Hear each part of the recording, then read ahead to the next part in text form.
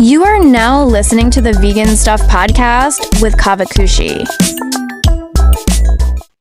Hosting this podcast today are our two AI hosts, Sam and Kim.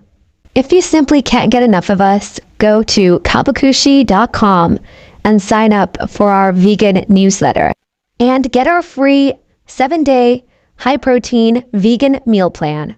And we also have some good news. We will be releasing our first ever cookbook pretty soon, so stay tuned. Hey, don't forget to follow us on our socials too. All right, let's dive into this. Plant protein versus beef, huh? Always a hot topic, especially for those of us who like to hit the gym. For sure. And the sources you sent are super interesting, especially that study, the one funded by the beef industry themselves. Yeah. That's got to raise some eyebrows. Totally. So we've got Mike the Vegan's YouTube breakdown and an article from Plant-Based News, definitely coming at it from different angles. But okay, first things first, what exactly did this defunded study even look at? So they took 17 healthy women, all middle-aged, and had them try 3 different meals. One was beef, naturally, then a mixed plant protein blend, and then get this, just whole wheat bread. Hold up, just whole wheat bread, as in like a sandwich? That's their plant protein powerhouse. Apparently. I guess they were really trying to test the limits there. Oh, and they also had a control group with a super low protein meal, just to compare. And the big thing they were measuring was muscle protein synthesis over a full 24 hours using those muscle biopsies. Not the most fun test, I imagine. Yeah, no kidding. Yeah. But wait, back up a second. Muscle protein synthesis, for those of us who might have skipped that bio class. Right. Basically, it's how our bodies take the protein we eat and actually turn it into muscle tissue, the whole building and repairing process. So this study was directly measuring how each meal impacted that. Gotcha. So like the more muscle protein synthesis, more gains, theoretically. You got it. Okay, so in the sources, they mentioned this complete versus incomplete protein thing, saying the mixed plant protein was complete and the whole wheat, well, not so much. Isn't that kind of outdated, though? Yeah, that's a concept that needs to, retire already. All plant foods have all 9 essential amino acids, just in varying amounts. It's about having a balanced diet overall. No need to obsess over single meals. So you're telling me I don't need to chug a protein shake every time I eat tofu? Good to know. Exactly. Variety is key. Well, okay, drum roll, please. What did the study actually find? Well, this is where it gets interesting. Brace yourself. There was no significant difference in muscle protein synthesis between any of the meals. Beef, mixed plant protein, even the whole wheat bread, all basically the same. Wait, seriously? So I could swap my post-workout steak for a sandwich and get the same results? That's wild. Yeah, it definitely challenges the whole meat is king narrative, but it really points to how efficient our bodies are. We recycle and reuse amino acids like pros. So even if beef has a higher initial dose of certain ones, doesn't mean it automatically turns into more muscle. So it's not just about how much protein you shovel in, but what your body actually does with it. Exactly. And that's where individual factors come in, like how active someone is, their insulin sensitivity, all that jazz. Makes it a lot more complex than just grams of protein on a label. Fascinating. So this study is saying you don't need to load up on animal protein to get jacked. But hold on, there's more, right? Didn't they also look at how filling the meals were? Right. And here's another twist. Those plant-based meals, they actually scored higher in terms of satiety, meaning people felt fuller and more satisfied after eating them. Huh, interesting. Makes sense though, right? Plant-based foods are usually packed with fiber and nutrients. Keep you going for longer. And that ties into the whole picture of plant-based diets being linked to lower BMIs and a lower risk of chronic diseases. This study kind of reinforces that, Plant-based eating can be super effective, not just for building muscle, but for overall health. So it's like the beef industry accidentally funded a study that makes a case for going plant-based. Talk about irony. Yeah, it's kind of funny when you think about it. Makes you wonder why they'd even fund this kind of research in the first place. Maybe they hoped to spin the results somehow, even if they weren't what they expected. Possibly. Or maybe there were stipulations in the grant that required them to publish the findings no matter what. It definitely makes you think about the influence of industry funding on research and how those results get communicated to the public. It's tricky. It's super tricky, and we know there's a ton of research out there about protein. it can be a lot to sift through. Definitely. But it's important to look beyond the headlines and consider the source, And what we're seeing is a growing body of evidence that supports the adequacy of plant protein for muscle growth and overall health. It's pretty compelling. And it's not just about the science, right? Mike the Vegan, in his video, mentions this doctor who used to be all about animal protein, even advocated for it. But after seeing the research, he had a total change of heart. Yeah, that's pretty powerful. Even experts can change their minds when they see strong evidence. Goes to show that we all need to stay open to new information and challenge our own assumptions, even if we've held on to them for years. Especially in the nutrition world, things are always changing. Right. There's always something new to learn. Speaking of, this study throws a wrench in the whole meat is king thing we've heard forever. What do you think this means for the future of protein? Are we heading toward a plant-based takeover? Could be. It definitely adds fuel to the fire. But hey, this is just one study, right? We've got a whole world of research out there still to explore. Did you know we have a vegan search engine, a vegan forum, a vegan newsletter, and so much more coming soon? So why not check us out at Caavakushi.com. It's crazy how one study can spark so many questions and challenge those long-held beliefs. Right? It really highlights how powerful scientific inquiry can be. It drives real change, not just in our understanding of nutrition, but in how we approach food and our health. Well said. This deep dive has definitely opened my eyes to the potential of plant-based protein.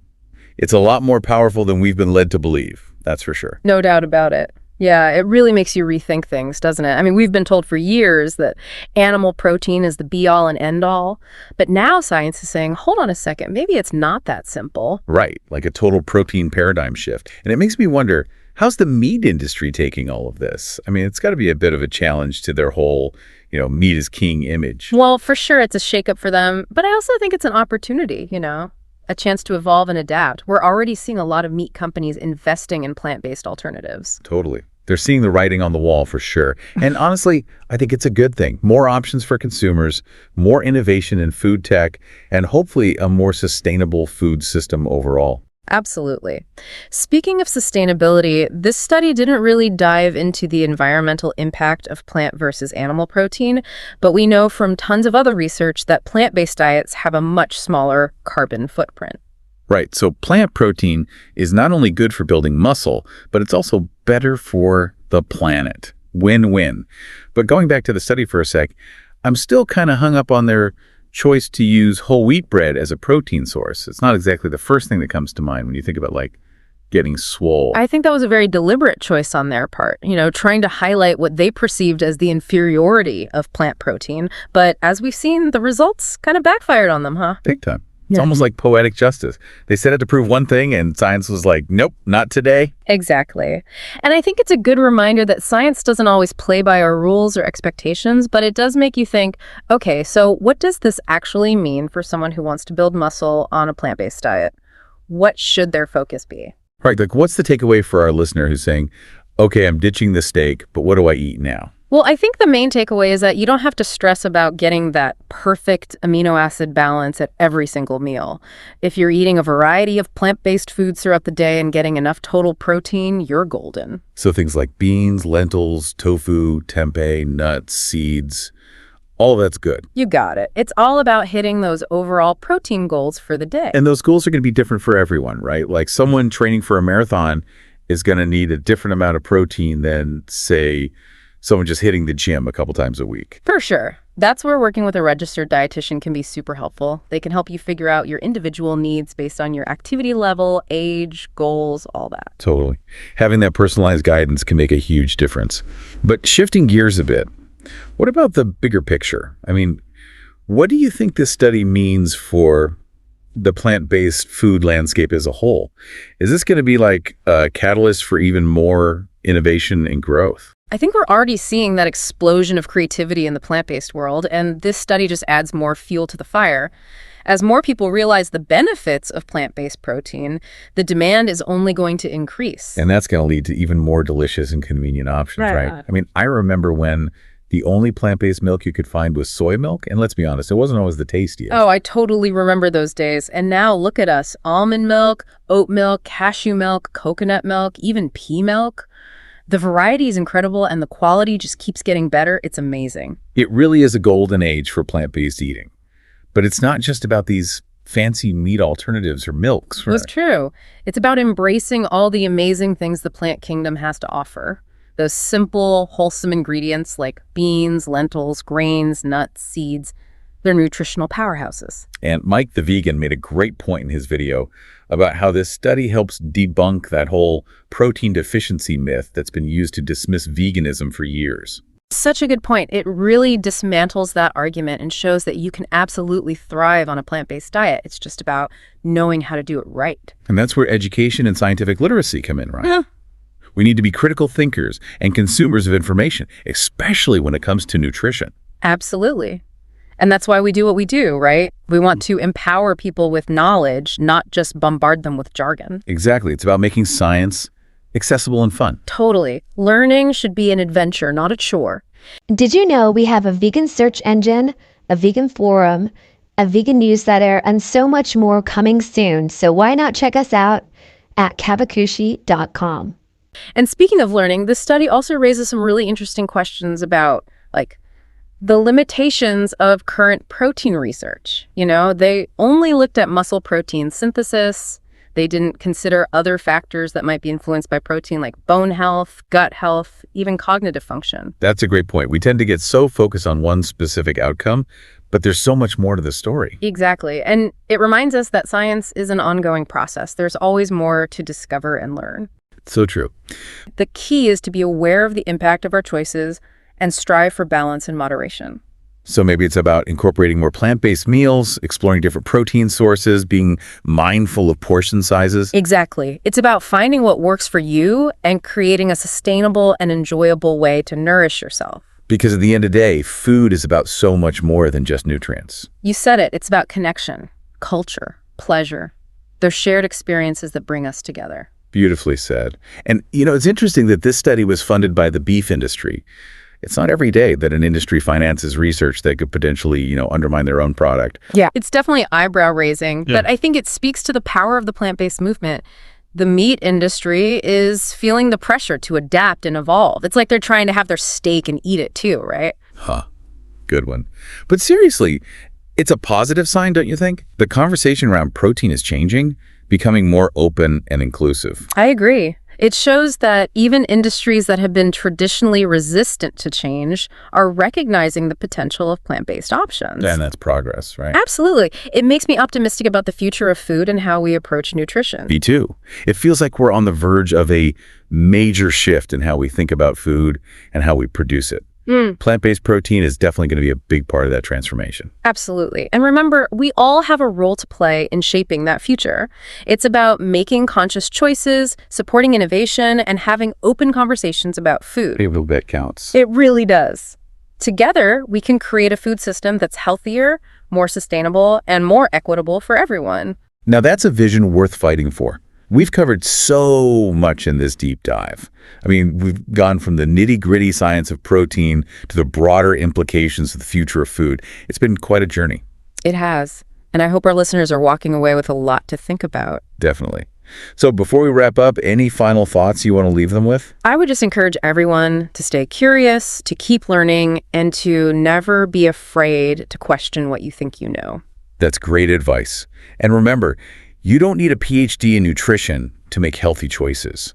There are so many resources out there to help you figure things out. Exactly. So keep exploring, keep experimenting, and most importantly, keep enjoying all the amazing food this planet has to offer. Well said. That wraps up our deep dive into the world of plant protein versus beef.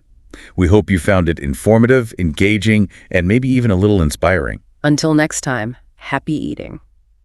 Thanks for listening. We hope you liked this episode. If you did, we'd really appreciate it if you could give us 5 stars on whatever platform you're listening to this podcast on. Also, we would be so appreciative if you could just share this episode or this podcast with all your friends and family who are vegans or vegan friendly.